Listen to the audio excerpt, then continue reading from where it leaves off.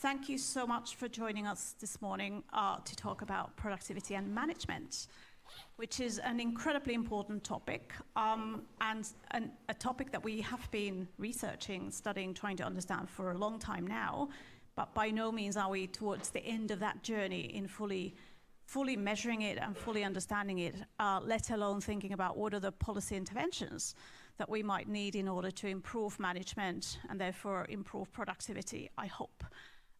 We've got a really brilliant panel this morning who are going to share with us both aspects of how you can measure the quality of management practices, how that links to productivity and other metrics of firm performance, what sort of experiments can be done to try and see what interventions could work, and then what are some of the policy conclusions you might want to draw from that. Of course, there are many other things that also drive productivity in the macro economy and in the broader economy specifically. But as someone who works as a management consultant, I know a lot of it comes down to what businesses do on the ground. And a lot of what they do on the ground, whether they invest in capital or R&D or human capital or their organizational processes, really comes down to the leadership and management they have. So if we do a kind of diagnostic of what's causing the low productivity or low productivity growth of UK firms or many other firms elsewhere, you often talk about things like technology adoption and investment in skills and investment in automation, etc. Well, those things are only going to happen if the management and leadership of that business, first of all, has a desire to make them happen and then has the skills and the resources to do so. So all of this stuff, I think, is really at the heart of understanding productivity at a more micro level.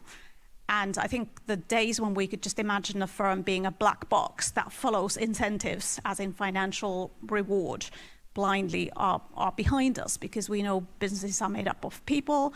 We know that people have some limitations in their rationality, and that means that we need to look inside the black box of the firm. So who better to help us do that than our wonderful panel today? Probably what I'm going to do is I'm going to introduce them all now, and then we are going to go through the presentations one after the other, and then we will have some time for questions and discussion at the end of all of that. So Rebecca Riley from King's College London, Nick Bloom from Stanford University, James Phipps from the Innovation Growth Lab at Nesta, and finally Dan Mawson from the newly minted Department for Business and Trade. So without further ado, I'll hand over to Rebecca. Thank you very much, Tera. I'll see if I can get the slides up.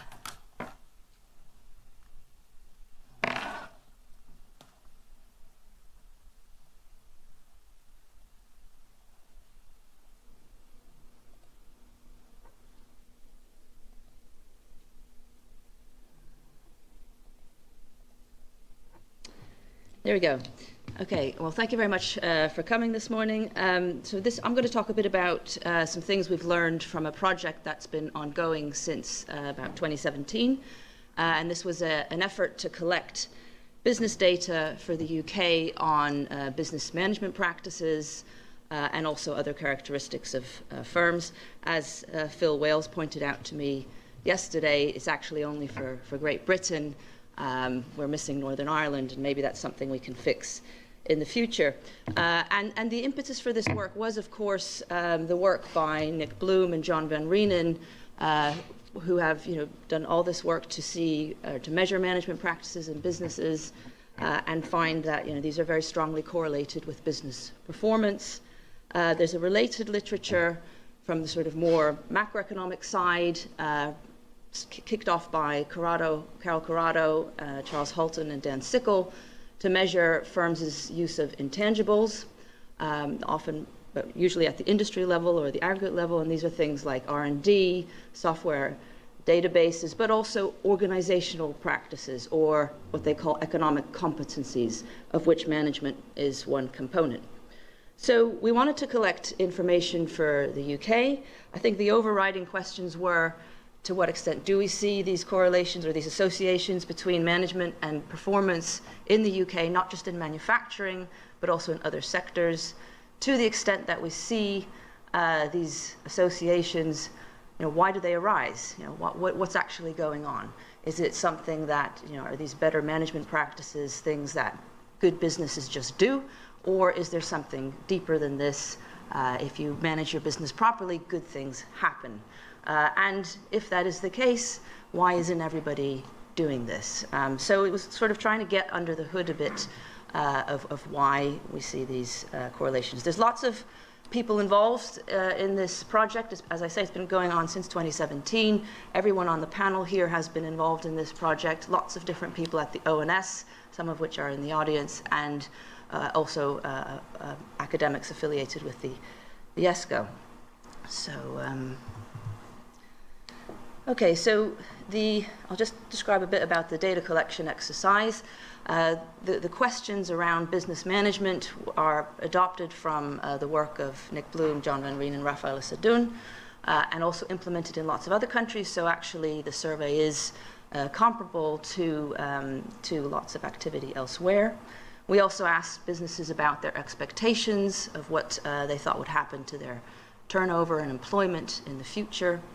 But I'm sure most people here are familiar with these metrics and will probably hear more about it. But basically, there's a sort of 12 questions or so which ask about firms' use of targets, KPIs, performance management, and that way we then we construct an average management score, which is a simple average across these different domains. We implemented the survey on the annual business survey. So we used the annual business survey as the sampling frame. And this was for the reason that we wanted to be able to link the data to other things. So as many of you will be aware, the ONS has all these fantastic surveys, all sampled from the IDBR. And when you link them, the samples get often quite small. So to avoid that, we sort of tried to sample straight from the annual business survey. We also wanted to be able to collect longitudinal information, so we after the first wave in 2017, we carried out a wave in 2020, and this was also sampled on the annual business survey, but we maintained the longitudinal element to the first wave by including additional firms who had responded to the first wave. So the annual business survey is you automatically sort of link for larger firms over time, but small firms drop in and out of the survey. So, I think the data linking, the longitudinal aspect, really important because this is going to enable us to learn a lot more about management practices and productivity. So what did we learn from this exercise? So in one piece of work, we looked at, so this was in the second wave of the survey, we looked at what firms did when COVID struck. So we'd planned the survey in 2019 and early 2020, and then as it happened, COVID, of course, came around and in some ways provided a natural experiment. We changed the survey. We collected information on what firms were doing in 2019 before COVID hit, and then we also asked them about what they were doing later in 2020. And what we found from that was that businesses who tended to have better management practices or more structured management practices were better able to handle the pandemic in the sense that they had smaller drops in turnover, they found it easier to implement online sales, and they were also more likely to implement working from home. So there's some sort of sense that better managed firms were basically more resilient in some way or better able to adapt. And what we see when we link in additional information using the business, the BICS, it's had several names. When we use the BICS and we link it to the Management Expectations Survey, we've asked additional questions about the use of hybrid working, different types of remote working, and what we're seeing now is that the better managed firms are tending to opt for the hybrid model rather than all in the office or all at home. The other thing we learned from this survey was about how firms made predictions about what they were going to do in the future. So again, all comes down to data linking. So we collected the information on firms' management practices. We collected information on what they expected was going to happen this year, next year, also what they thought was going to happen not just to themselves, but to the wider economy, so to GDP. And then by linking that data later on over time with what actually happened for these businesses, we can work out how good they were at predicting what was actually going to happen. So we have a measure of their forecasting ability. And what we see in the cross-section, both in 2017 and in 2020, is that the better managed firms make smaller forecast errors. So there's an inverse relationship between forecasting error and management practices. And that's, of course, important because that probably means that it's easier to make the right decisions if you're better at working out what's going to be happening in the future, or you're monitoring what you do more effectively. And then finally, so we've seen these different ways in which management practices seem to mediate better performance. Why then is it that we see that there's so many firms that don't adopt these management practices? And what you see here is the distribution of the management score across GB businesses in 2016, 19, and 20 from these surveys. And you can see that there's a widespread. But basically, what we did was we included questions in the survey to firms whether they wanted to have any feedback on their management practices, how they compare to other firms in the same industry, etc.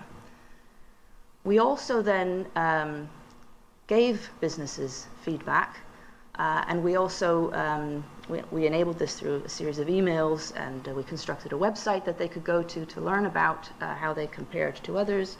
We also offered them with Be the Business the opportunity to participate in a mentoring training scheme. And so what we were able to do is we were able to see at every single stage of this process which firms engaged with this feedback. And what we saw at each stage, both whether firms were interested in having feedback, whether they actually opened the email, whether they actually went to the website to look at the feedback, and whether they signed up to this program, we saw that it was always the better managed firms who made it through this process. So the firms who are needing the largest improvements in their management practices weren't the ones who were engaging with this offer, which is interesting. And then we also added additional questions in the business or the BICS survey. We asked firms, what are the main challenges to making improvements to your management practices? And what we saw there is that often the firms with relatively little in place already, the worst managed firms, tended to say there's no challenges. So again, there's something going on there with some selection into this better management. So in sum, what have we learned from the collection of these surveys so far? I'm sure there's lots of other things that you can learn from it. The surveys are available in the UK Data Service and the Secure Research Service. There seems to be this picture that one of the ways that management practices are helping firms to improve their performance is through helping them adapt to different situations, making them more resilient, making them able to make better decisions. And of course that's important because it also means that maybe we don't just see this association between management and performance in the cross-section, but maybe there's also these dynamic effects as well. And of course, the exercise trying to give feedback to firms suggests that there is this selection issue. Should we just go out and train all businesses to improve to adopt these different practices, or should we maybe let the market do what it usually does, which is to eventually businesses that don't perform disappear from the market? So I'll stop there and hand over to the next person. Thank you, Rebecca.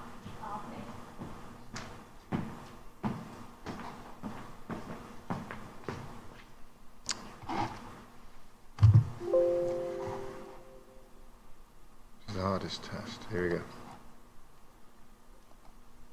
So thanks very much. Very fantastic to be following after Rebecca. You can see we're very complimentary. And yeah, I've enjoyed working with ESCO, Rebecca, Paul, many people here. So I'm going to kind of step back and start by just summarizing what I think we've known from management research for the last 20 years and then how the MES is very much building on this. So there's actually a really long history of research on management. So this person on the right is Francis Walker.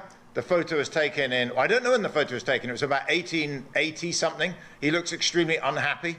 Francis, I think it's because he's trying to iron his trousers while he's wearing them, which is like a very bad idea. You're supposed to take them off first. That looks like an iron. I think maybe also because he was doing work on management practices and his data was so terrible. And so we can come back to explain the better data we have now. So Francis Walker ran the 1880 and 1870 census in the US. So he was quite a character. He escaped from a prison of war camp. Was like the Walker Memorial in MIT is named after him. He was a professor. He's done all kinds of weird stuff. Unfortunately, academics now are far less exciting than Francis Walker. But one of the things he did do is he ran 2 censuses, and he came to the view that management practices was the key determinant of firm performance. And he wrote an article that was actually in the first volume of the Quarterly Journal of Economics. So those of you that follow economics, that was even before Larry Katz, his time as editor. I mean, that was 150 years ago. The problem is the data is very thin. So Francis Walker complained in that thing that there was, it's hard to measure it. There's still a lot of debate about, management work. I as an economist, me, less so now, but certainly when I started 25 years ago, a lot of people were very skeptical. They, claimed it was hot air or, there was no real truth to it. There's this site here by Chad Syverson, who wrote a very well-known survey about management saying no potential driving factor of productivity has seen a higher ratio of speculation to empirical study. And that was maybe true in the 80s and 90s. I put this up. This picture on the right is the airport bookstore from San Francisco Airport, where I was, 6 days ago. And it's a picture of the management section. And still there's a sense of which a lot of the stuff that's written is these case studies and they're books. And they're like really impressive books. Steve Jobs has done really well. Richard Branson did really well at Virgin, but it's not clear how much you can learn from those single individuals as anecdotes for the bigger picture. And, my experience of this, Tera and I were in McKinsey together. I mean, Tera's still there. I left, but I was there, 25 years ago. When I was there, some of the training we did was Harvard Business School, and Stanford was doing the same. These case studies based on a firm that was doing very well, Enron. And so Enron was held up as this, fantastic example. And then, of course, it went bankrupt and their emblem changed to this. But, it's like, you've got to be a bit nervous about basically, as business schools do often when they're teaching cases about drawing evidence from one firm. So I think things are looking massively better. In the last 10, 15 years, I've seen in terms of economics, there's 12 top journal papers. There's a huge increase in research. In fact, the week before I came out, Michela Goricelli presented a really fascinating paper in the labor seminar in Stanford about how there was a massive post-World War II expansion of management training in the US. It was kind of semi-randomly rolled out. It was a nice research design. So there's a big increase in data, a big increase in evidence. At the same time, I've seen a big increase in policy interest. I was in the Treasury, 20 years ago, and there was some pickup. Now it seems much more focused. So I'm going to talk about the history of one project I've been on and how that feeds directly into MES, secondly. So I've been involved in this project called the World Management Survey.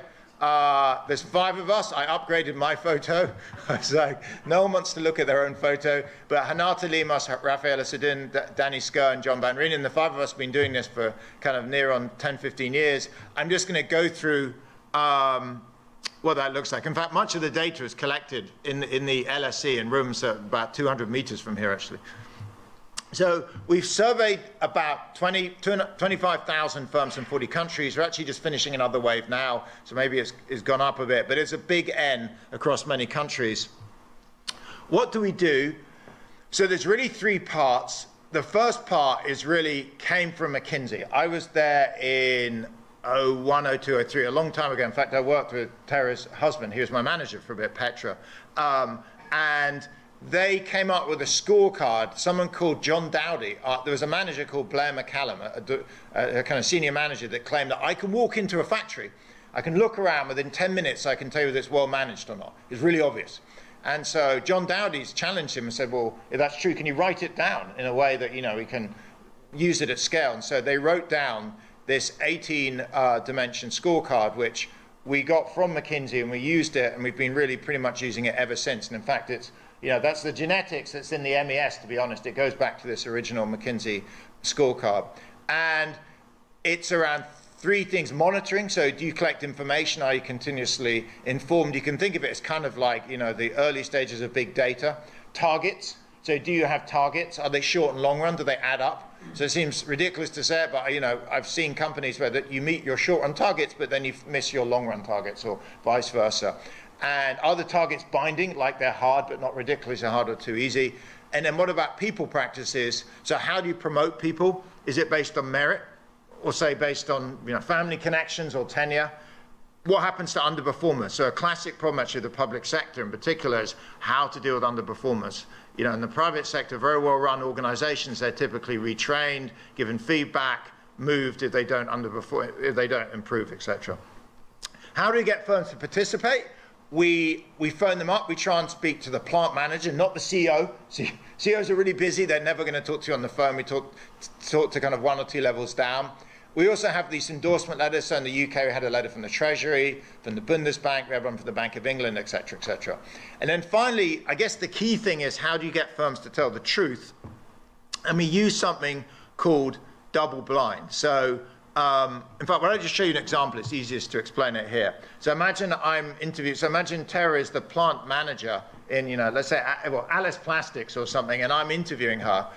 I would say, I'd start with an open question. Tera, how is performance tracked? She'd chat for a bit, give me some examples. I may say, tell me more. If I was to visit the factory, what would I physically see? And if she's a pretty badly run company, she'd probably say, effectively, I'm on the other end of the phone, hearing what she's saying, say, look, it's a 1 out of 5 measures. Track don't indicate what's going on. Most stuff isn't tracked. Or maybe if she's, Toyota or some extremely well-run manufacturing plant, you say, look, everything's continuously tracked and communicated, both formally and informally, to staff using a range of visual tools. And we're trying to assess down the phone, looking for things like this. So this is a car plant. This is actually a Toyota plant. If you notice, there's what's called a production control board. This is not high tech. So it's not like they're looking for loads and loads of flashy computers or LED screens or anything. This is a whiteboard, but what it has importantly is each stage of the production process, they've written down where they are, so managers and workers can walk around and see what's going on. This is a retailer. This is actually Ctrip, or Trip.com, is one of the big 3 global travel agents. I visited their headquarters in Shanghai, took this photo. It was kind of impressive. They had data up on the wall. Here is a hotel, the Marriott Hotel. Here's Eric Vinjolfsson. I don't know if people know who that is, but we were in a room, and we discovered it was their process display board room, so we took photos before they came in and asked us to not take any more photos. This is Heathrow, Terminal 5. I thought it was pretty impressive. They have all these metrics up. Not every business is great, so this is a textile factory I visited. Well, not in the UK anyway. It's in another country. And it was pretty awful. The management practices were poor. There's no data. So if you look at this photo, if you walk around the factory, there's just no data. There didn't seem to be any monitoring. So that's kind of half of it.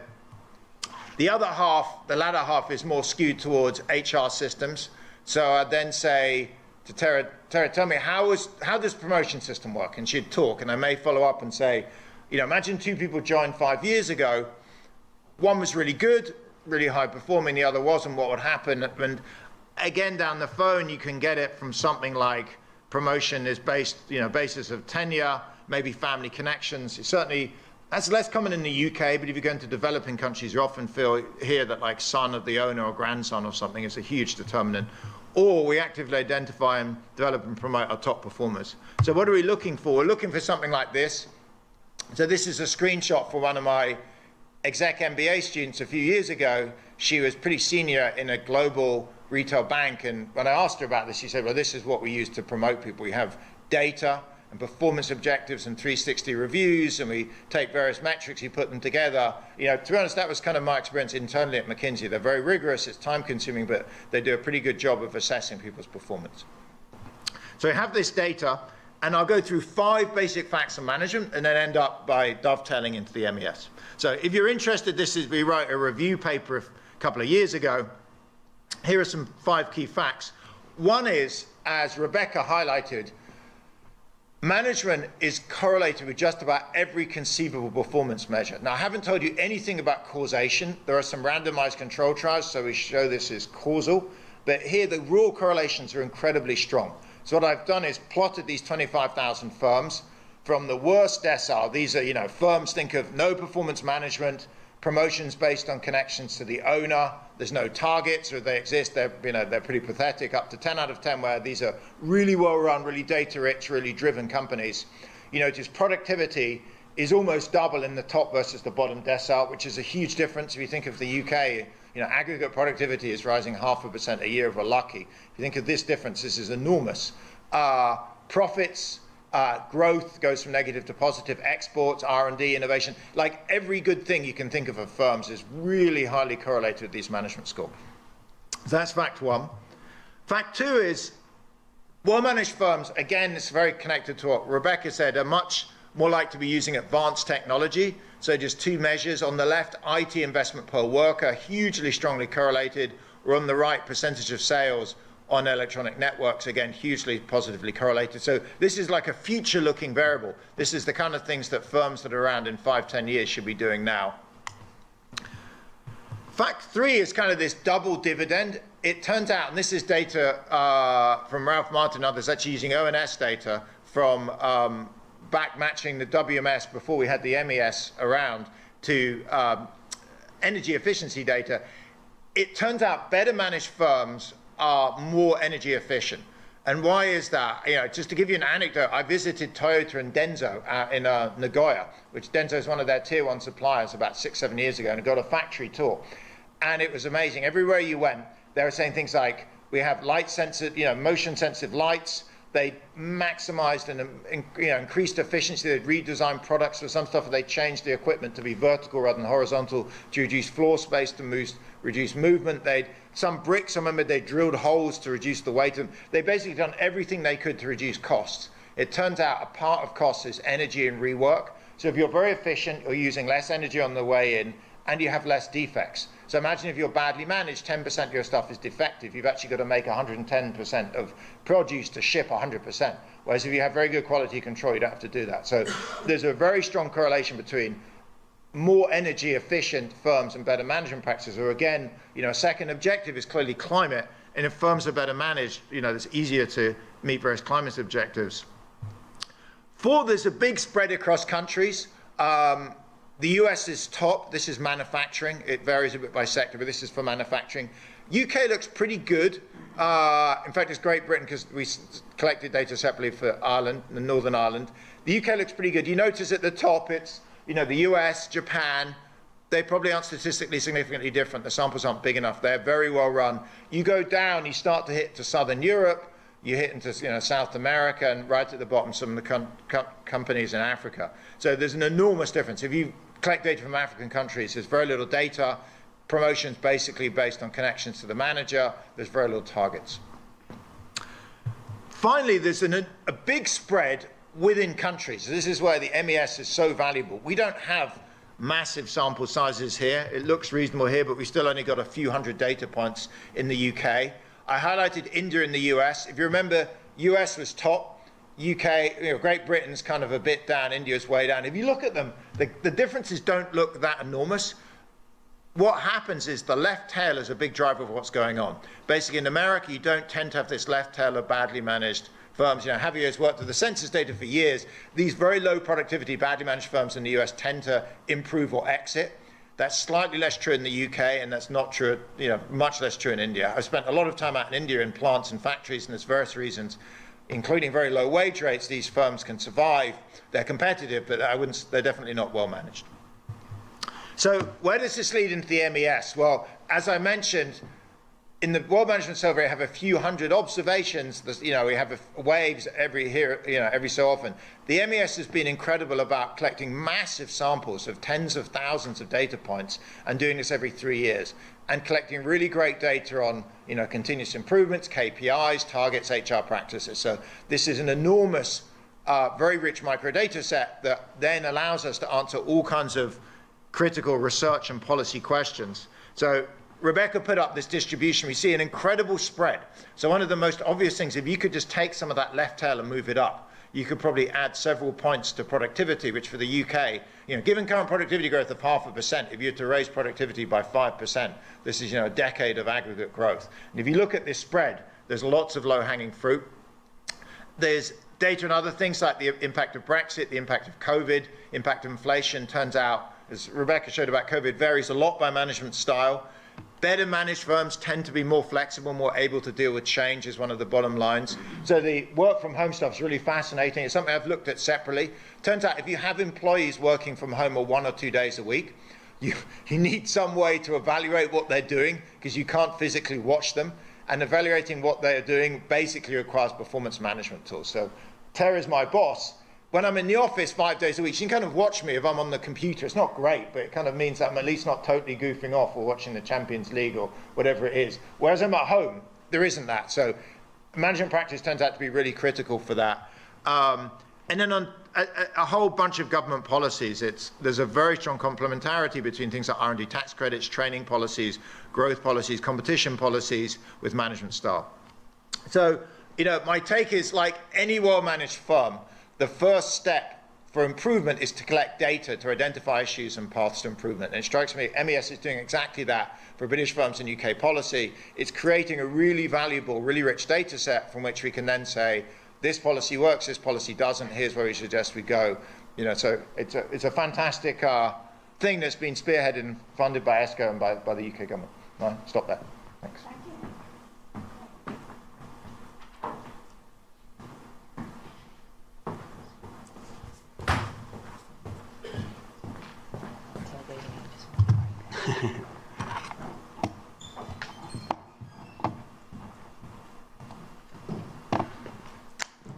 Okay, hi everybody. Yeah, so I'm James Phipps from the Innovation Growth Lab, which is based at Nesta, and I want to talk a bit more about the policy relevance of the MES and also kind of what we might be able to learn from experiments.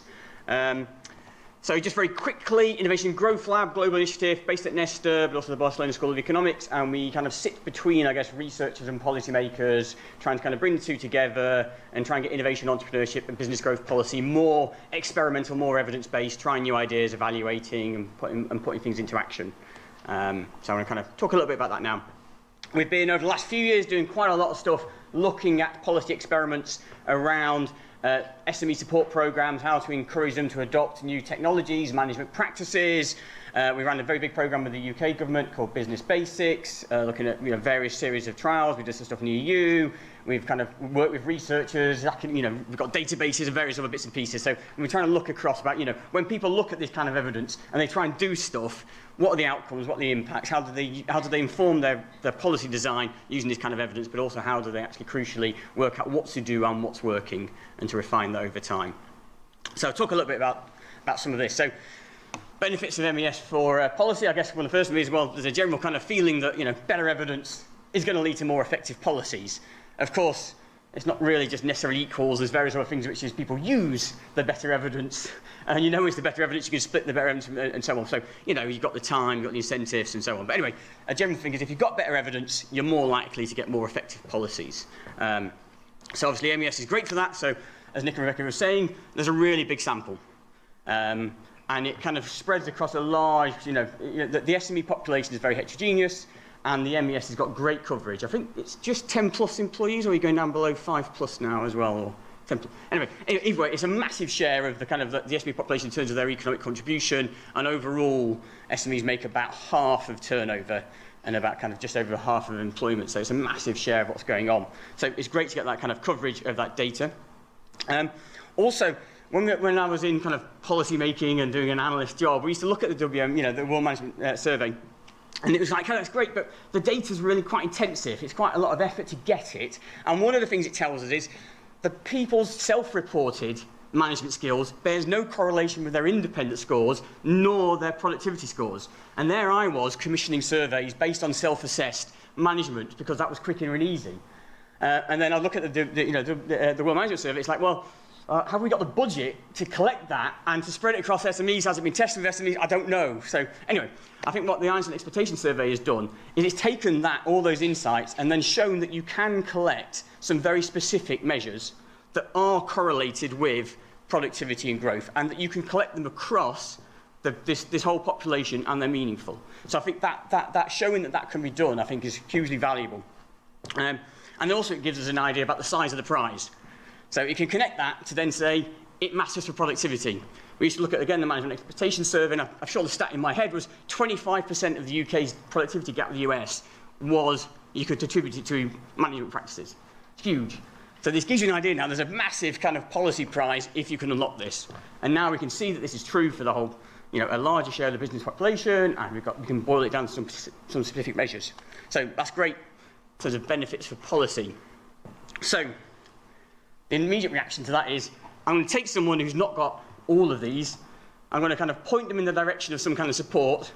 They're going to get that, and then they're going to be at the top of the mountain, and everybody, suddenly we shift the distribution, and we've got all those benefits. It's like, brilliant. That's what I want to do as a policymaker. Unfortunately, what we find is, so we do this, like, I pick one of these, like, it's lack of awareness. They don't know what they do, they don't know how to compare to others. I'll give them information, they'll go off, they'll make a change, they'll be more successful, and they'll grow. So I pick one barrier and say, that's what I'm going to do. So I assess them, give them some feedback, and they improve. But in practice, there's monsters, or kind of gaps in this kind of like, this causal chain. First of all, actually, a lot of the time they don't come for the support, and I think Rebecca was saying that. The businesses who came for the support were actually the ones who already had more ticks in the box. They were already doing lots of the right things. So they don't come forward. But then it's kind of like, well, actually, does the support I offer, does it lead them to make those changes anyway? So maybe they do come forward, but not always the case that they learn, and maybe because it's the wrong support, the wrong offer, I'm helping them the wrong way, and so on. So sometimes you just don't get this first connection. And then the other connection is, well, how do I know actually when I improve those management practices in that business, or those specific measures, does that actually cause the growth in productivity? Now, we do know that, yes, it can happen, and there's quite lots of really good evidence on that, but not in all cases, not in many different ways. So there's lots of gaps in this kind of causal chain. Yes, I say there's kind of monsters along the way. Why is that? Because I think, well, when you're up high looking at it, you can sort of see quite a clear picture of things they should be doing and reasons why they're not. When you get close, it gets very complex. So when we do stuff around technology adoption, the businesses would look at it and they say, well, you know what, that technology is all right, but I've already got this existing system, and I need to change my management practices. Which should I do first? And I'm like, well, I don't know that. Sorry, I'm just an analyst. Anyway, not that I was ever on the ground talking to them. But anyway, but there's actually when you get close to it and you're trying to implement change, it gets very, very messy, and that makes it very difficult. It ain't just what you do; it's the way that you do it.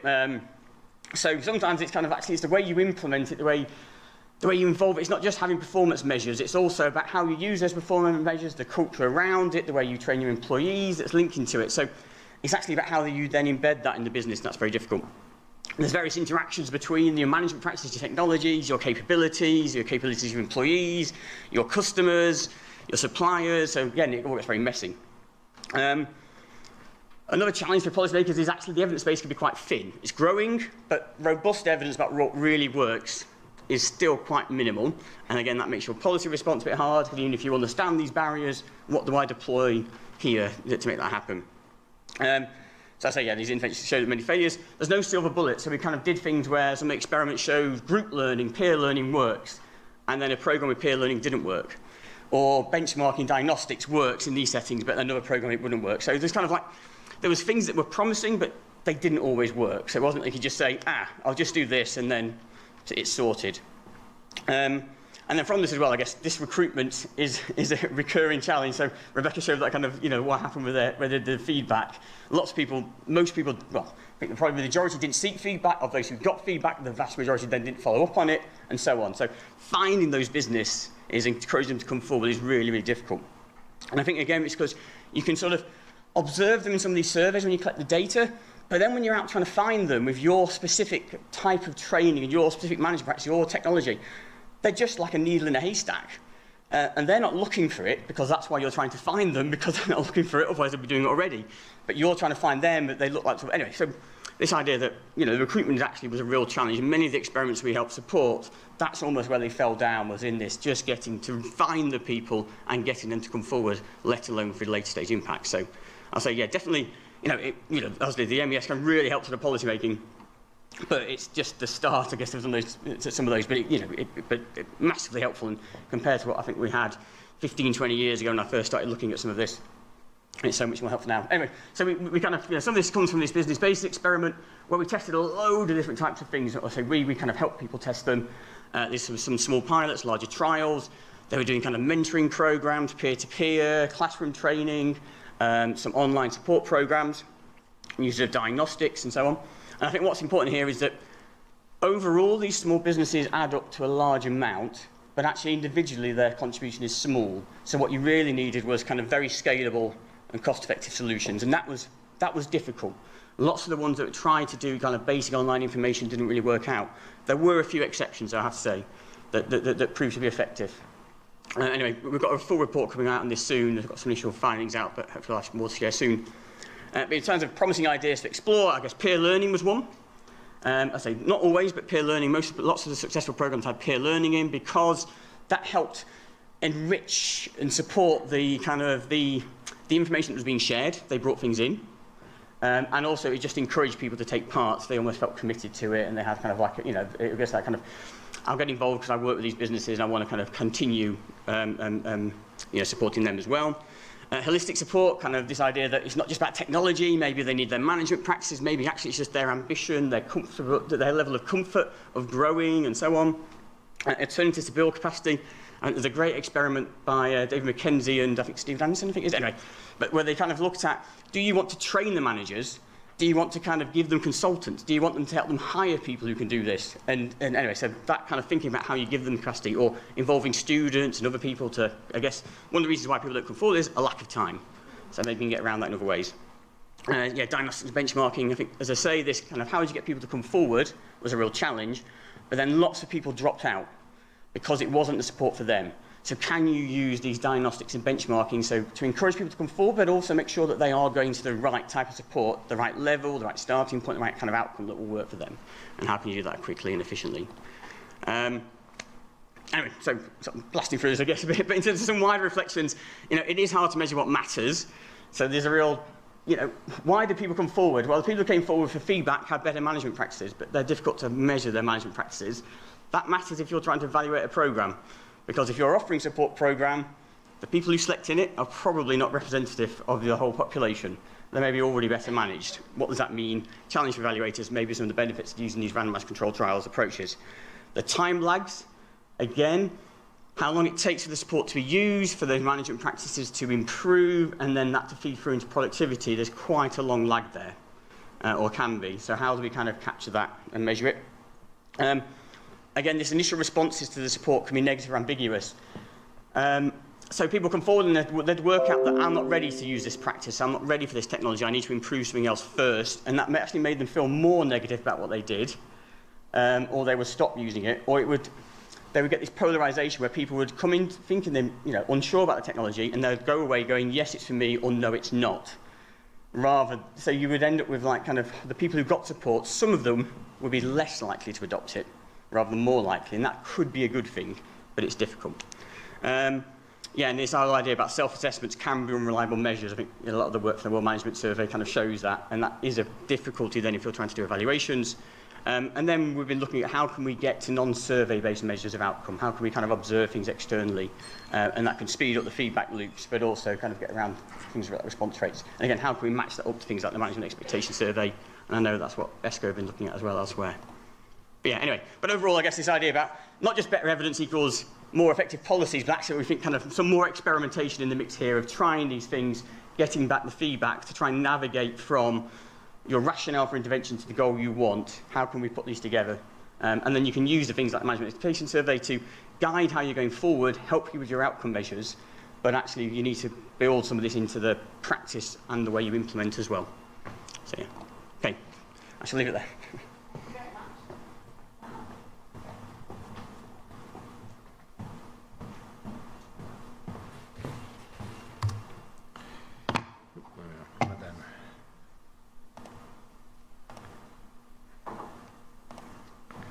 Okay, good, right. So I was a little bit worried coming between Nick and James that I'd cover everything they've already said before, but thankfully no. So I'm going to come in somewhere between what James was talking about, the coalface of trying to experiment, and Nick's broader scope of history. And what I'm going to talk a bit about is kind of a policymaker's perspective on some of the things which happen when government starts using this data, and some of the questions which are lurking around in my head as a sort of productivity guy in what's soon to be. I currently work for all three of those departments, but I will eventually be in DBT. Okay, So my first point, and I think it's actually quite important, is the Management Expectations Survey and its predecessors is a really good example of how better measurement can, when it's done right, actually change how government thinks.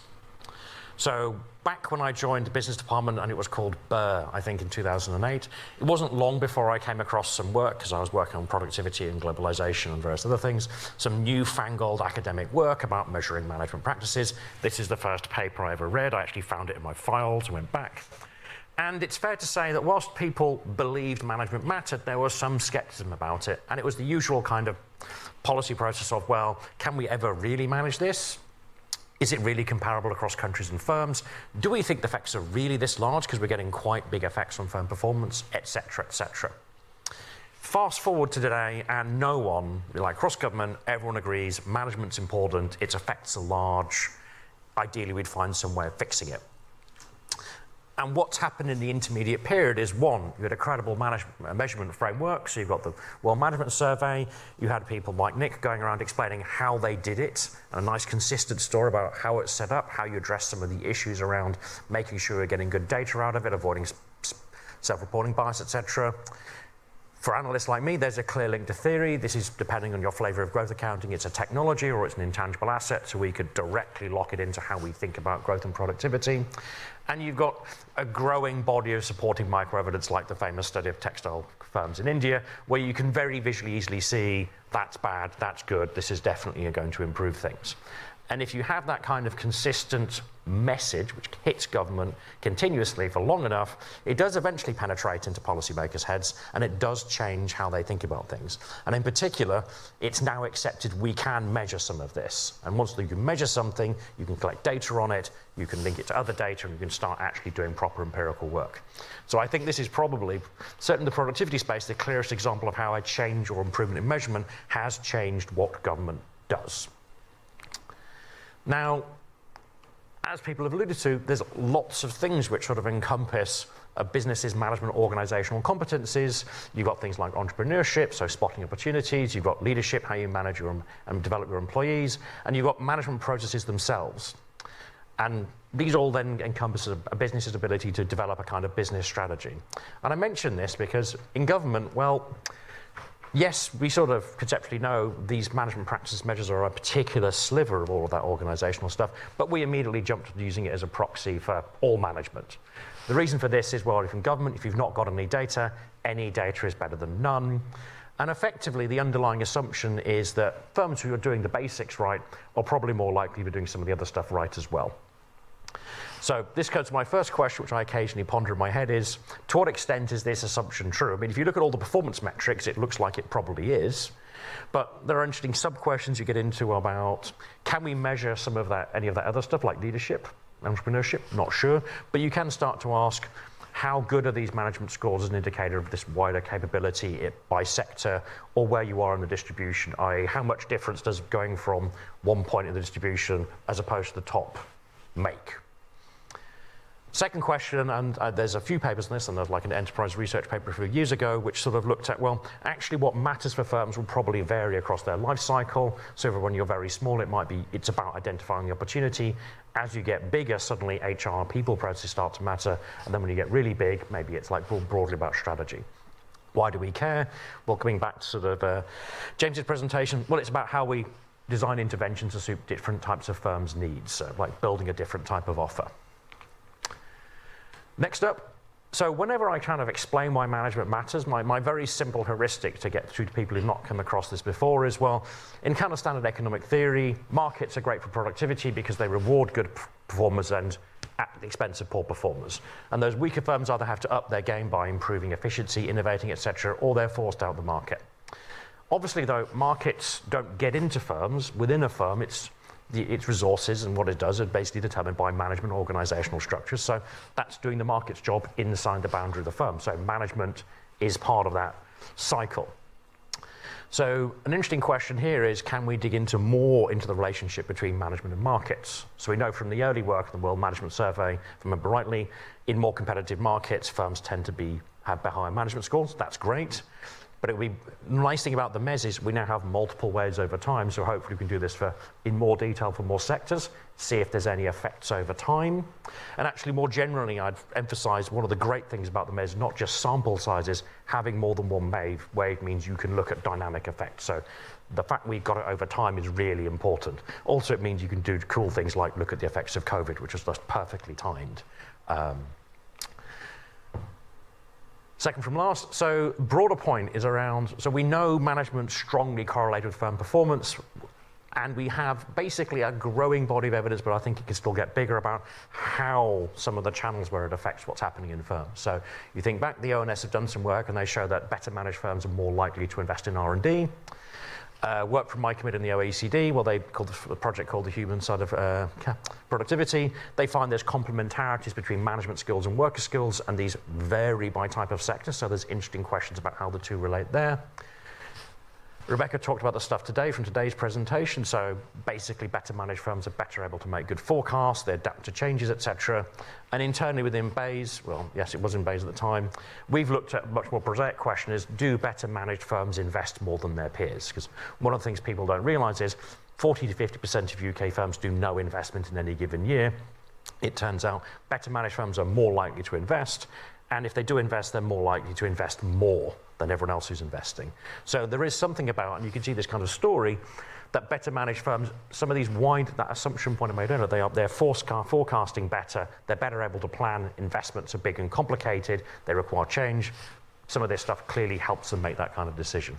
So I think we need to expand this kind of broader panoply of evidence about the channels out and think about how it interacts with other productivity drivers, because as people have said, this is really like the first step in breaking up this big black box of how firms make decisions. And there's some interesting parallel work where people in my department are doing things like looking at the impact of investment incentives depending by executive pay packages, and those are another way of getting at some of these interesting questions. Finally, as James covered it better than I did, there's this colossal question about what works. So as I said, coming back to my point at the beginning, UK government view has changed. So the business productivity in 2019, management, adoption of technology and productivity are all linked. We've got a whole ream of other projects, not just business basics, but also help to grow management, trialing out different ways of trying to help improve firms' management. Early results actually suggest quite good take-up attendance and satisfaction, but we're in the self-reporting world still currently of what are the actual impacts of firm performance. So hopefully wave 2 will start to see what they actually do. But the big question there is, who do we target and how do we reach them? Because coming back to a different version of James's points is, when I first joined Burr, we had this kind of idea that the magical policy when we design it and the firms you want to help will opt in voluntarily, and the people who don't need the help will ignore it because they don't need it. We've never done that, it just never happens. But we still sort of look at it as some kind of immaculate policy conception that if we can do this will solve all of our problems. So you have to be a bit more prosaic with like, where's the biggest bang for buck? Is it worst performers? Is it middling performers? How do you get to them? How do you get them to spread what they know to everyone else? And that still remains quite a really big unanswered policy question. But it boils back down to this point. Do you think about the distribution? If you can move the blob, or the bulge, as I like to say, in terms of management performance, just up a bit, that's a lot of firms. So top performers, they're great, but there's not lots of them. If you can move the bulge of productivity performers, that can have a bigger effect, but only if you can do it at scale without it costing huge amounts of money. That's me. Thank you very much. Hopefully Mike will go back on. Thank you so much for all of our speakers and panelists. In just a few minutes, you had an incredible survey of all of the journey that this kind of project and endeavor has been on in terms of opening that black box of the firm and understanding what's going on inside and why that matters, not just for that firm's performance, but for the broader economy. I have tons of questions I would love to ask, but I'm not going to do that first. I will try and sneak them in sometime during the next half hour or so. Are there any questions from the audience who would like to start? Great. Why don't we take sort of 2 or 3 questions and then we'll get round the room. There is a roving mic over here. So can we start down here and then, you know, we'll take 3 questions to start with. And then Javi Miranda here. I'm just a phenomenal panel. I've really learned a lot this morning, so thanks to all of you. And it really is making me, it's making me think quite a bit about this. And so initially, when thinking about these things, I thought, well, maybe once these management practices are in place, we stop worrying about managers. We don't need managers anymore, right? And part of what I'm hearing today is, well, no, not necessarily, right? Some firms are able to take advantage of the opportunities, right, to introduce these management practices. Some firms are able to learn and apply them. Some firms don't seem to be able to make much of these practices. And so the question in my mind is, how do you think about management practices as a replacement for management versus still the importance of the manager as an important driving force within the firm? And then kind of a broader question is the results on the improvement from providing feedback are dramatic, super interesting. And the question maybe, so Nick, you have a long experience looking at different countries, different data. You can tell us a little bit about how these scores have improved or not that much over time in these economies. I think of economies as being very dynamic, lots of entry and exit. You mentioned it. Lots of these things don't last very long. So do we see this there's a realization, I think we all understand management is important and these practices are important, but are you seeing big changes in these economies that are developed and well developed? So lots of questions there, but maybe you can shed some light. Thank you. Maybe we go back there and then we'll take a third question in this row and then pause. Yes, thank you. I just have a quick question. I think it's quite interesting to find from the presentation that at one hand, we see that those firms that actually need the most help in terms of better management also face the largest barriers. I see from the latest presentation about this is a good question for policy. The question I have is in terms of policy itself, do you people talk among yourselves in the sense that what type of policy are we talking about? Are we talking about policy advice in terms of innovation? Are we talking about policy advice in terms of financial assistance? So the policy is quite, even coming from Belgium, quite diverse, quite segregated. And I have the impression that this policy seems to be quite homogeneous. Do you people talk and become much more specific in terms of what type of advice or help can be more effective? Thank you. And there was a third question, I think, lady over in the middle row.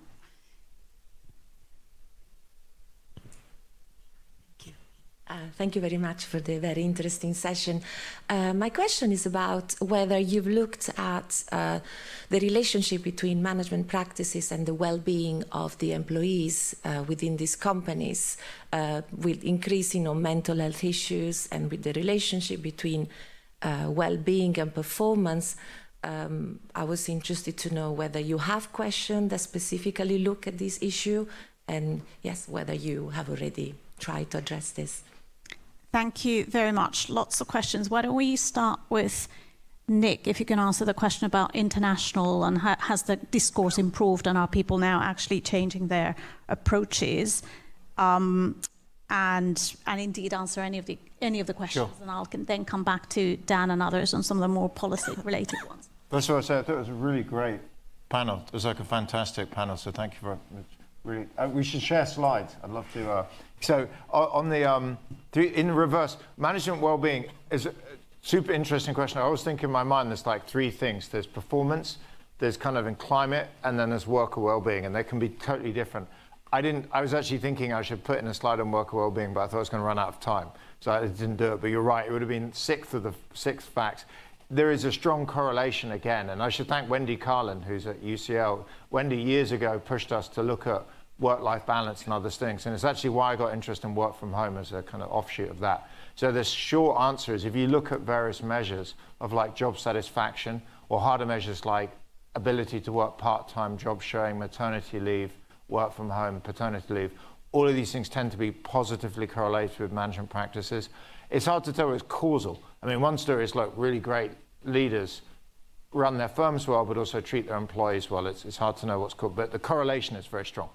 And from the evidence I've seen, like when I was out in India, for example, really badly run factories are unsafe. So people have accidents, they break their arms, there's horrible industrial, they're very bad. So they're positively correlated, so on all those bases.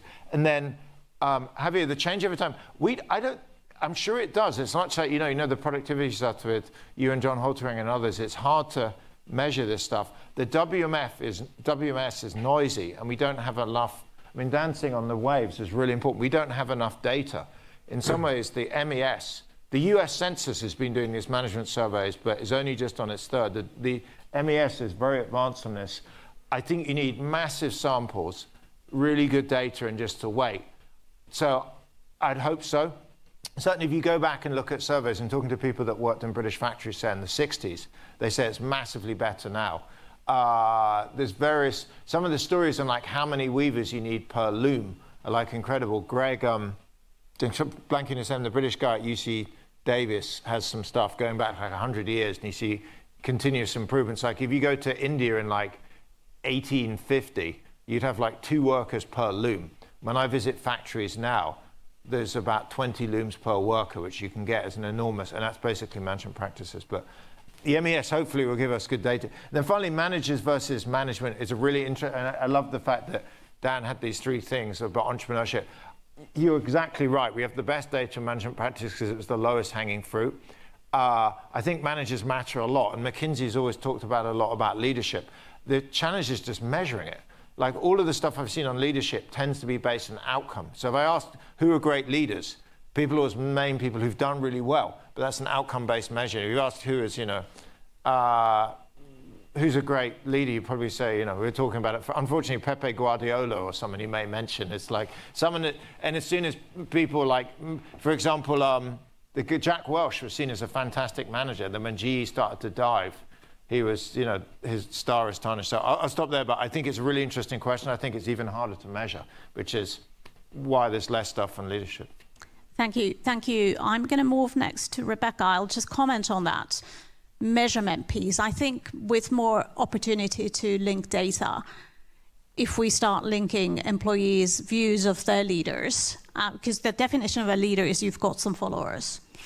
And there are different types of leadership models that work, but I think if we're able to start asking employees what they think about their management and their leaders and link that to their self-assessments and link that to a third-party assessment and link all of that to productivity, we would probably start getting some really interesting insights, including to worker well-being and not just productivity. But thank you, that's great. Rebecca, to what degree do you think there will be scope going forward with the MES to integrate some of the kind of broader aspects of entrepreneurship or leadership or even well-being, or is it more or less set as it is? And what's your view on this idea of management practices could actually replace management? So I'm going to have to give a plug for WERS at this point. So the Workplace Employment Relations Survey was last carried out in 2011, I think, and it collects information on management practices, but also it surveys employees. I think it has questions around satisfaction, etc. And it's an incredibly rich data source. It hasn't been carried out now for quite some time. It would be really, really useful, given how much the world of work has changed since then, to implement that. Colleagues John Forth, Alex Bryson have looked at ways of doing that. One of the problems we have with business surveys these days is that response rates are so low. But there's really some good opportunities here to use admin data, to use this as a sampling frame, to use employees from, for example, HMRC, linked to businesses. We can do so much more with these other data sets to try and improve both the survey backbone and also to try and encourage data linking more broadly. So that's a plug for the WERS. I think a lot of these questions we could answer if we did the WERS again, and if we did it in such a way as to facilitate some of the data linking that's now possible. And of course, it would be great if WERS also included some of the same types of questions as in the MES. On some of the other questions about whether management has improved. So what we're seeing in the MES, we only have these two surveys at this point. Hopefully there will be a third survey later this year, maybe not till next year, depending on a number of factors. But we can see those firms that we can follow over time between 2017, 2019, and 2020. There is a learning happening, so there is an improvement over time. The mean or the median has shifted over this period of time, 17 to 19 and 19 to 20. Whether that then holds in future is a separate question. So I think we need to collect a lot more information over time. But the interesting thing there is that it's not as if all hope is lost, in the sense that if we look at who does make those management improvements, which firms are doing that, there is an aspect of mean reversion. So, if you are a worse managed firm, you're more likely to have made an improvement. So it's not like we have the best managed firms going off completely on their own and everyone else not catching up ever. We do see that there is this process of improvement. Nonetheless, it is the businesses who tend to have managers in place, who have highly educated managers, who tend to actually make these improvements. So there is that link between the practices and the people actually in place. And interestingly, potentially some links to policy as well. The mic is not on, but maybe you can still hear me. I'm going to go next to James. You talked about the complexity of all of this stuff. And you've worked in the coalface with firms with lots of different experiments, lots of different businesses, lots of different heterogeneous agents, as it were. To what degree do you think that policymakers are listening to that and starting to think about targeting? And what are your reflections on some of the broader questions around well-being and replacing managers with practices in the future? Yeah. I mean, I suppose for policymakers, there is that challenge of trying to deliver something at scale that's cost effective whilst also knowing that the population is heterogeneous. And I think you do get that. You do get the kind of the different types of support program that goes out from manufacturing as opposed to kind of general marketing. And I mean, I think, do they talk to each other is a question of maybe they talk, but whether they link and integrate maybe is a different question about, I would say that lots of programs are developed, delivered and evaluated on their own basis and not so much as a program of activity. So lots of the support programs, the data linkages of who gets finance support, who gets R&D tax credits, who gets management training, doesn't really happen. So what's that story of the way that the different types of support integrate together? I don't know. There's some going on, but I think there could be a lot more around that. But also the contact points. When businesses are getting finance or achieving finance, that could be a really good opportunity to get involved, do a bit of benchmarking and offer something else. So, and the moment is when that happens. I think it happens like as a side effect bolted onto the program rather than linking up the two major interventions in that space, if that makes any sense. But yeah, I think there's something about the way that programs are delivered and evaluated in the actual on the ground doesn't happen.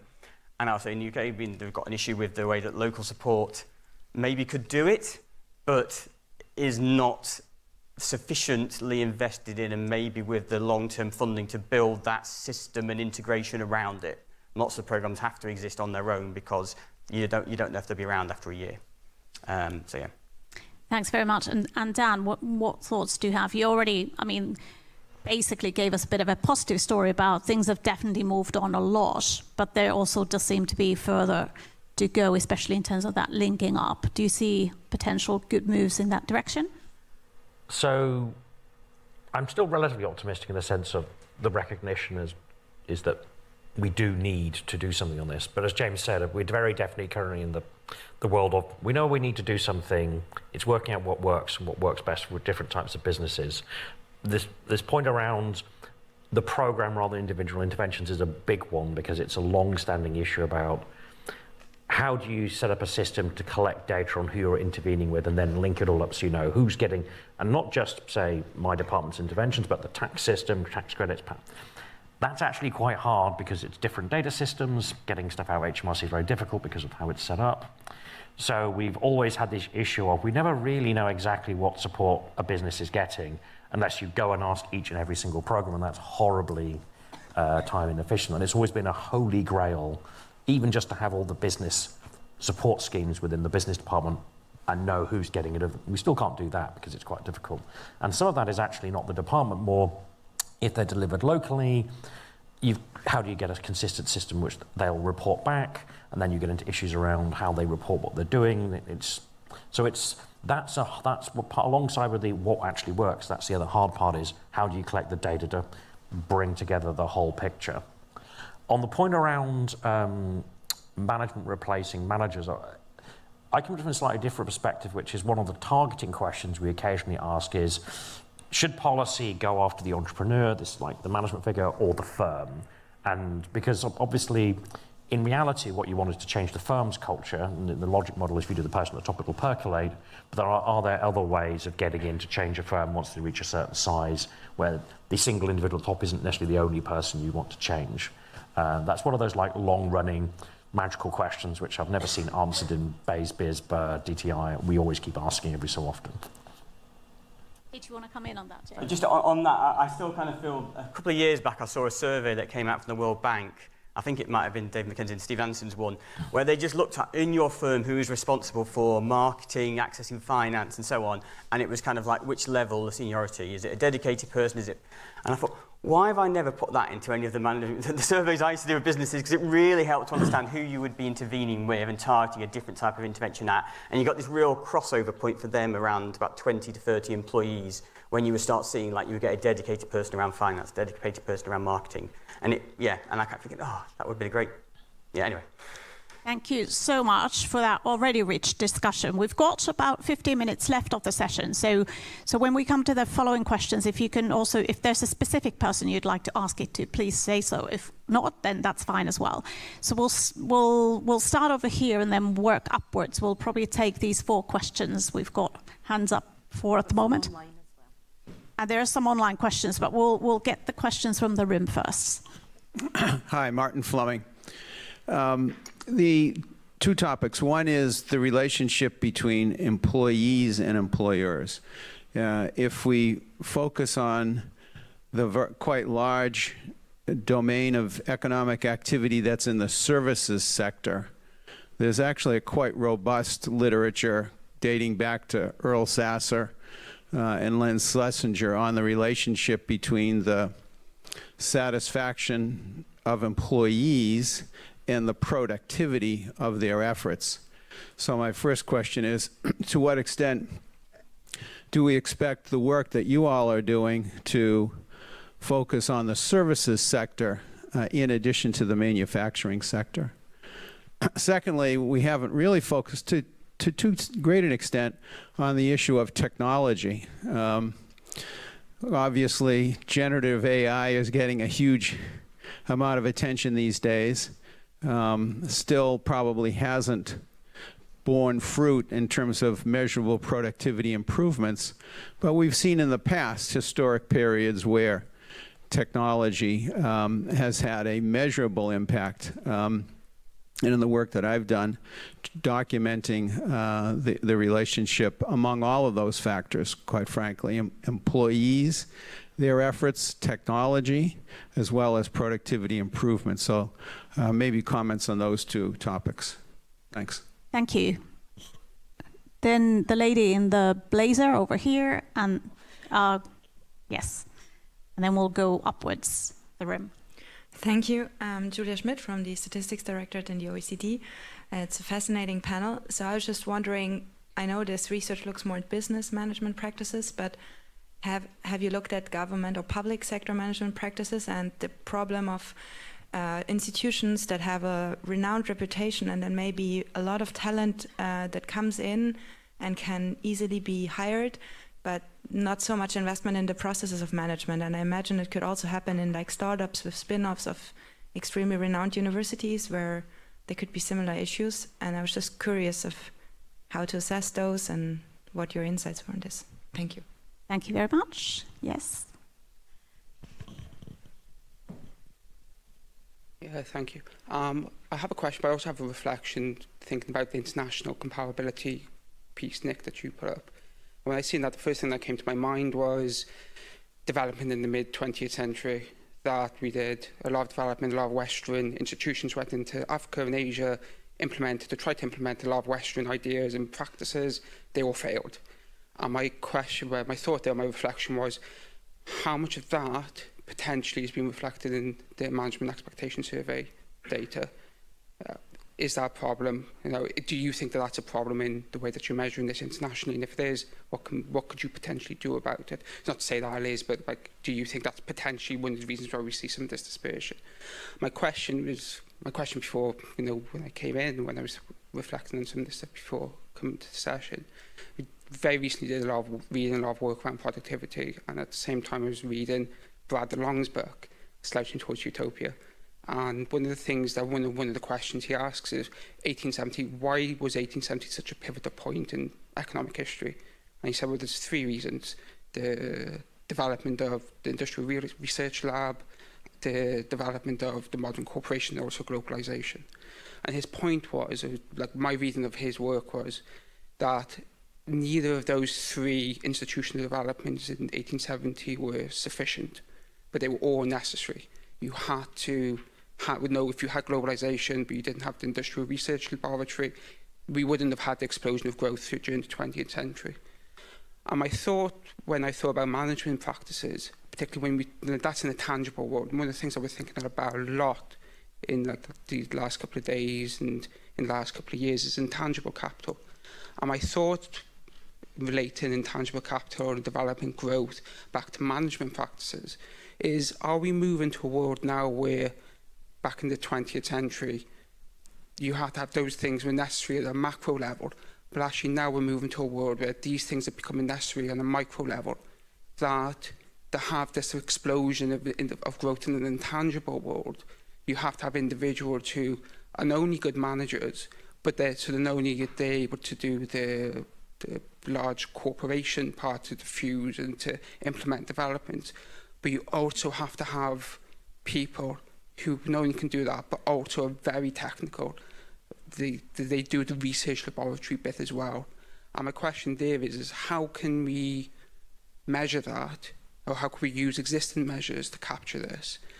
And then how can we properly communicate this then to the policy side of things? So very much what James was talking about, some of the monsters in the closet, one of those potentially being that you use something like the management expectation survey and you just think, well, the silver bullet to better growth is better management practices. Actually, that may not necessarily be the case. You have to have somebody who's a good manager, but they also have to know what they're doing. They have to understand the intangible capitals that they're working with. Thank you. And final question for now, at the back here. Thanks very much. Aloysius Lip, HM Treasury. I'd love to hear the panel's thoughts on two specific interventions as to where we think these could infuse all of these management goodness into these companies. And those are, firstly, on the prevalence of MBAs. And my sort of counterfactual argument here is the Semiglu paper that came out earlier this year. And the second one is on the use of consultants. And my base argument here is Matsukato's book, which was earlier this year as well. Thanks very much. Very interesting questions. Why don't I start with Rebecca? Because there were a bunch of questions both in the audience and also the online question is around the applicability of some of these measurements and the conclusions to other sectors other than manufacturing. And of course, the MES now does cover services and the degree to which we see any differences, and indeed whether we can draw some conclusions on public sector as well. And then we'll go round to other panelists on many of the other questions. Okay, thank you. So yeah, I mean, the one of the benefits of the MES was that it covers all of the market sector. Well, not all of the market sector, doesn't cover finance, but it covers the rest of what we would call the market sector. And those relationships between performance metrics and management practices are very clear in all of the sectors. And these are, I mean, we haven't looked at, you could look at the components that add into this management score to see if, you know, there were different returns or different associations from different aspects of these management practices in different sectors. That's not something that we've done in any great detail, but the survey should allow you to do that. We don't cover the public sector, and perhaps others will talk more about that. There are studies of management practices in hospitals and schools, but not that I've been involved in. On some of the other points about the relationship between management and technology or AI or whatever, and also with, you know, other types of activities in the firm, you know, it's clear that there are complementarities, and that's a key way in which some of these practices would lead to better performance. And so when we had this natural experiment with COVID, we could see that, you know, the better managed firms tended to do the things we saw that firms did, end up working from home, online sales, etc. The turnover didn't drop so much. But they also tended to do other innovations. So it wasn't as if they just did those things that we expect. They implemented these things.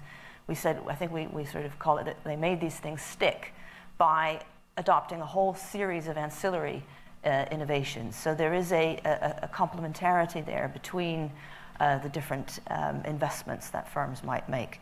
The other thing on that is, you know, we've looked at firms in the annual survey of hours and earnings, where you can see what, well, that's a survey of people, of employees. And you can see in detail their occupations, their pay, and you can also see what firm they're working for.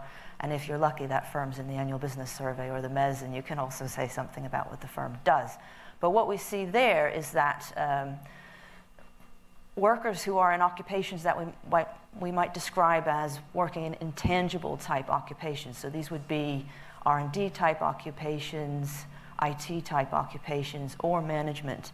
These are all really important for you know, better performance, and the better firms tend to remunerate these workers more heavily or more highly, and they also have more of these types of workers in place. So it's not just the managers, it's also the other professional employees. And just one last thing, sorry.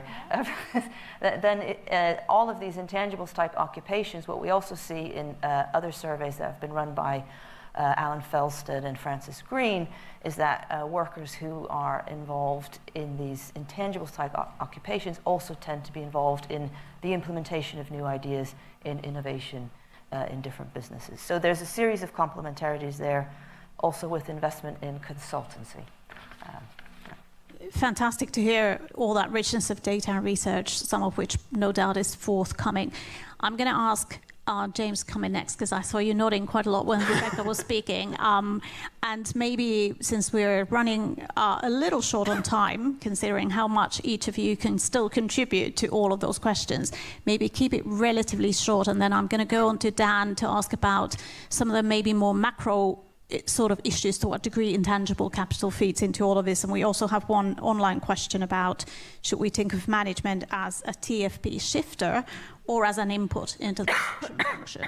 And then I'm going to finish with Nick here, who no doubt has a lot to say about both Matt Toccato book and MBAs, and not to mention all of those other questions around applicability internationally and in different sectors. Okay, so yeah, I think I was nodding on a lot, and I'm not going to be able to kind of squeeze in as many comments and all the nods that maybe I was doing. But I guess some things around kind of like the HR and so on, I think a lot of that, there's really good research looking at larger businesses, and I think I've seen less, maybe the small, but maybe that's just me. And then I think talking about the MBAs and the consultants bit, very happy to kind of maybe talk about some of the work I've seen around that in the background. I guess the MBA's kind of led a little bit into the idea of the Help to Grow, is like being a mini version of it.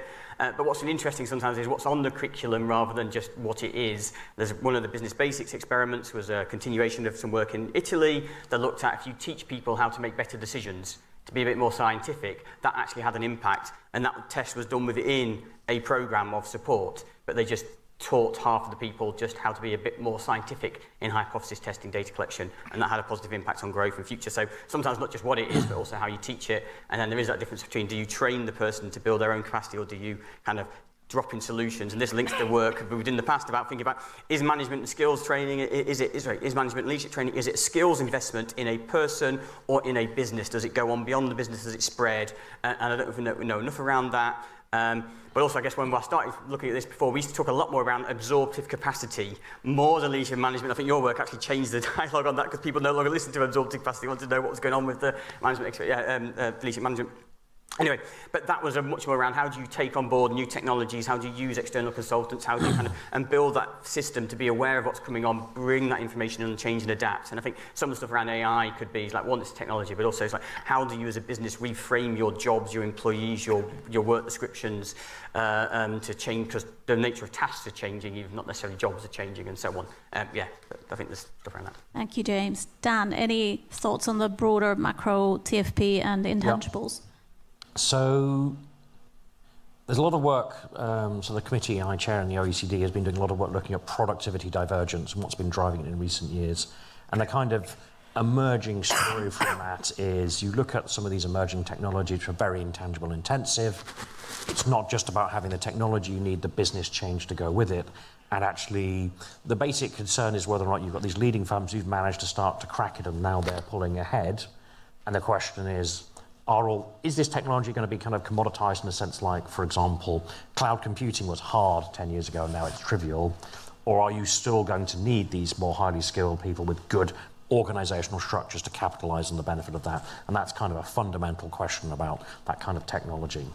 I mean, I have a semi-positive take, which I flip it around, is when I think of COVID, one of the striking things I've had about COVID is it demonstrated that even in the UK, where we think we're okay at management, not the top, when you have a really big external shock, lots of businesses suddenly actually do adopt technology really quickly. So it's not that they can't, it's just that they don't.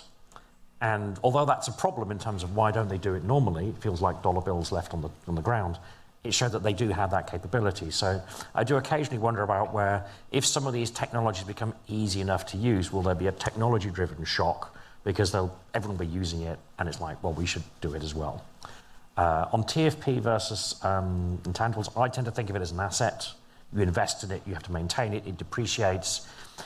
Having someone who's worked in government for 20 years, government departments have personalities which exist beyond their staff. They change slowly over time, but they can change. Management is part of that kind of organizational structure, and it's something so it's a technology in the same way that other intangible assets and innovation, you have to put it in and the people grow. Thank you, Dan. So, Nick, you've got the final word here. You can choose what to comment on, I think, but... I'll be quick. So, on the final thing, I think you're referring to the Acemoglu Al paper. That's like a pretty controversial paper. For those, they claim that MBAs basically are there to make money and not improve productivity. To be honest, without getting too deep into these, it's not clear how much. There's a lot of data stuff on it. To put it in context, that is data using US big publicly listed companies going back to the 90s. So it could have well been true, coming to what James said, that MBAs that were trained in the 80s were all about making money and being collusive, but I don't think that's true anymore. I mean, the MBAs, the curriculums have changed, so that might be true, but I mean, your former chancellor and current prime minister is a Stanford MBA. So to be honest, I'm not really, I think MBAs from what I've seen are really quite useful, but there's a different question about whether they're worth the money. I think, if you have them I would think as a policy, promoting MBAs in the UK is pretty good. And consulting, consulting is a ton of literature, it's pretty positive. Again, if it's worth the money is a different question, but in terms of if you're given consulting, yes, clearly yes. Then the other thing on just Martin's thing, because I think AI is a vast topic. You're right, I mean, you have work, we did stuff, the best work I think is looking at the previous generation of technology on like computerization and the internet, and there's very strong evidence it was highly complementary with better managed firms.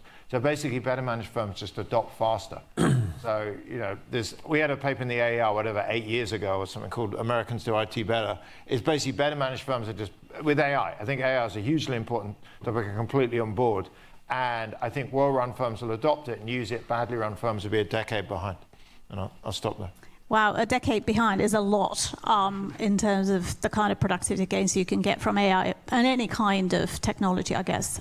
So we've run a little bit over, but I think it was worth it because we've had fantastic engagement from the audience and really, really interesting and big questions and an amazing panel to answer all of those questions and shed light on this really, really important but complex topic. So all I want to do now is to ask you to join me in thanking our wonderful panelists today.